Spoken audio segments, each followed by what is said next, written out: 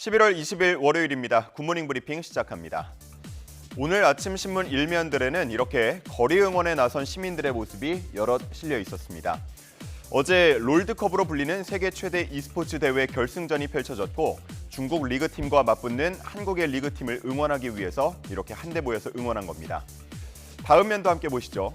자, 여기에는 숫자로 본 롤드컵에 대한 내용이 실려 있는데 먼저 가장 왼쪽에 1억 명이라고 적혀 있습니다. 이번 결승전을 본 전 세계 시청자의 동시 접속 집계입니다. 누적 시청자 수로 따지면 4억 명에 달하는 것으로 추정되고 있습니다. 또 결승전이 열렸던 고척돔 18,000석은 단 10분 만에 전석 매진됐고 정가 24만 5천 원짜리 티켓은 300만 원에 안표 거래되기도 했습니다. 또 44곳의 영화관에서도 결승전을 생중계했는데 이 자리 또한 대부분 매진이었습니다. 결국 입장권을 구하지 못한 팬들은 광화문 광장으로 향했는데요. e스포츠 대회 관전과 응원을 위해서 광화문 광장 사용이 허가된 건 이번이 처음이었습니다. 여기에는 15,000명 정도가 모인 것으로 추정됩니다.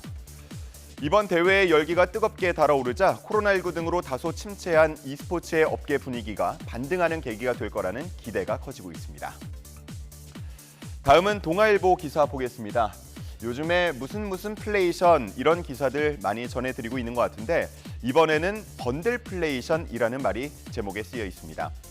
지금 확대된 그래프를 함께 보시면 일반적으로 낱개나 소포장 제품보다는 대용량 묶음 상품을 사야 조금이라도 저렴하다고 생각을 하시죠. 자, 그런데 이렇게 자료를 보면 온라인에서 즉석밥이나 기저귀, 컵라면 등을 살 때 오히려 대용량 묶음 제품들의 계단 가격이 더 높은 것으로 나타났습니다. 묶음 제품이 더 쌀 거라는 소비자 기대 심리를 교묘히 이용해서 기업들이 마진을 더 남기려 한다는 비판이 나오고 있습니다. 이에 대해서 기업들은 판촉 행사를 다양하게 벌이다 보니까 특정 시점에는 낱개 상품이 더 저렴할 수 있다며 일부러 묶음 상품의 가격을 높인 건 아니라고 해명했습니다. 하지만 이를 본 전문가들은 오프라인에 이어서 온라인에서도 단위 가격 표시제를 도입해야 한다고 주장하고 있는데요. 소비자가 일목요연하게 가격을 비교할 수 있도록 해서 소비자 기망 행위를 벌인 기업은 손해를 본다는 점을 알도록 해야 한다고 주장합니다.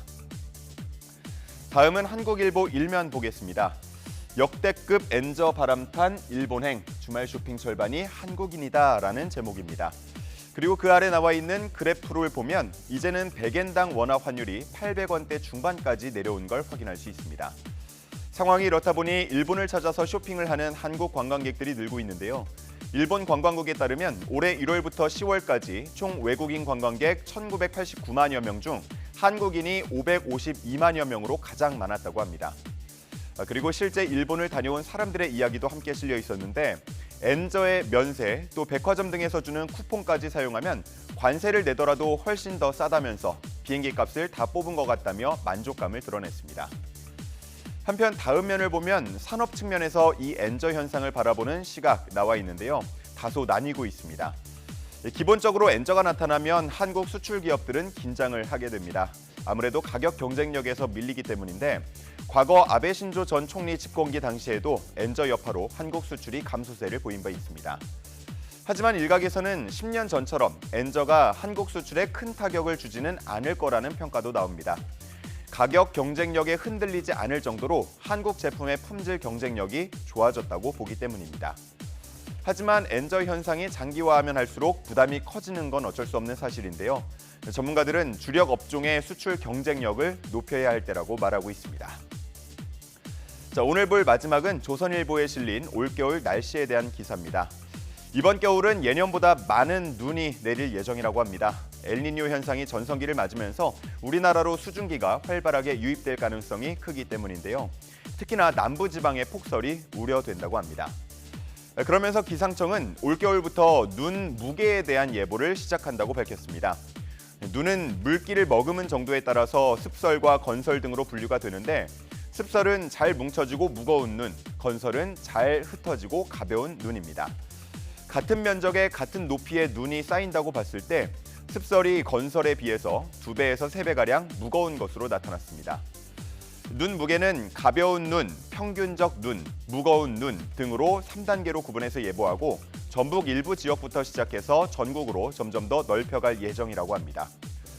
이를 통해서 기존 적설량 예보만으로는 대처하기 어려웠던 붕괴 피해를 사전에 대비할 수 있을 거라고 기대하고 있습니다.